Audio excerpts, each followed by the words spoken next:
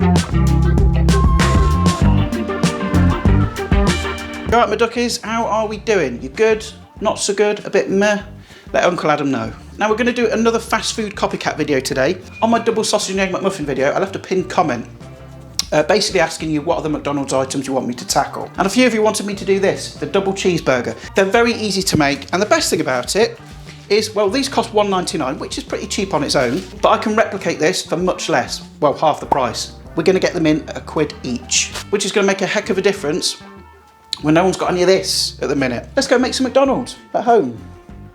You'll be sniffing around my ankles, won't you, because of flipping beef. You need your nails clipping, mate. Go on then. And here we have the iconic brown paper bag, which just has that McDonald's smell. Now these are stone cold now, but unfortunately that's one of the consequences of filming. But they're $1.99 each. Let's have a look what we're dealing with. Got the bun obviously, and underneath we've got 2 very thin patties, 2 bits of cheese, some diced onion, ketchup, a couple of pickles, and there's supposed to be mustard on there, I'm sure. Yeah, I know, there's none on here, is there? I was right, look, mustard. Yeah, flipping diddled me out, look.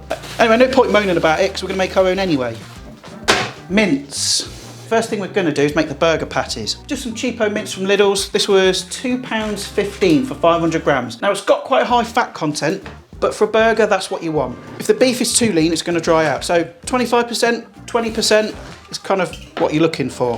And I'm going to weigh these out exactly the same as the sausage patties for the McMuffins I made. So aim for about 62 grams per ball. Oh, that's way too much.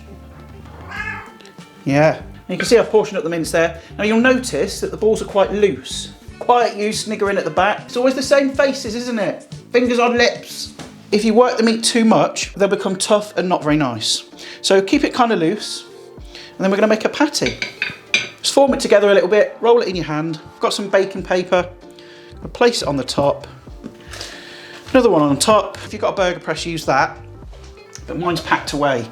So just use a heavy pan and just kind of squish it down. You want them quite thin, but also make sure they're wider than the bun, because obviously they're going to shrink in the pan a bit.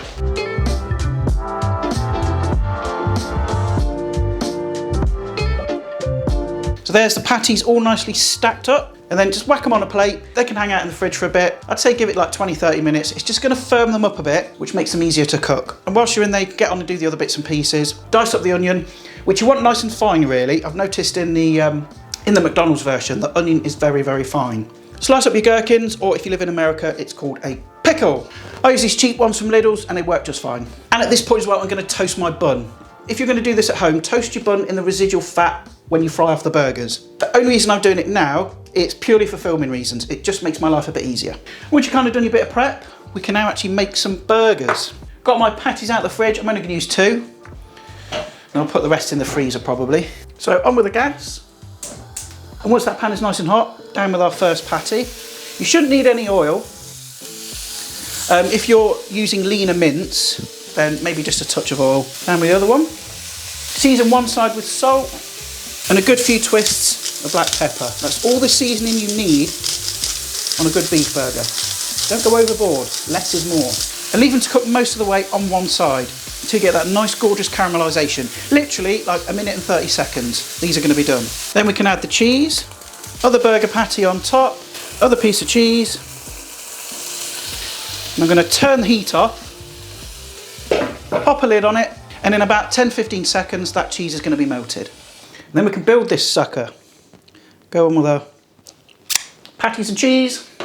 Then on the other half of the bun, I'm going to add a few splodges of ketchup. With your ketchup, you can use Heinz if you want, but I flat out refuse to pay their extortionate prices. But who knew? Your boy Marks and Spencer's have come through. 90p that. And I'm adding mustard to mine. McDonald's. Same again from Marks and Spencer's. I think this was about $1.95 for a bottle. I'm going to add a couple of splodges of that. Bit of onion. Couple of 3 pickles, because these are quite small. Then plonk the lid on. And how does it taste? Funnily enough, like a cheeseburger, but a flipping tasty one at a fraction of the cost. Super cheap, super tasty. And look, I'm not knocking McDonald's, but if you can make it at home for half the cost, it's a winner, isn't it?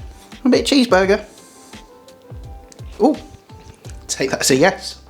There's no cheese on that bit though, because you're not supposed to have cheese. What do you think? Like it? I think you do. So there's another McDonald's menu item that we've tackled. The double cheeseburger. If you've got any other fast food items that you want me to tackle, let me know in the comments. But listen, I'm gonna go. Remember to like, share, subscribe. Thank you very much. Share these recipes to your friends, family, and of course the people in need. Hot and sweaty now. Whew. Anyway, I'll see your gorgeous faces next time. Bye for now.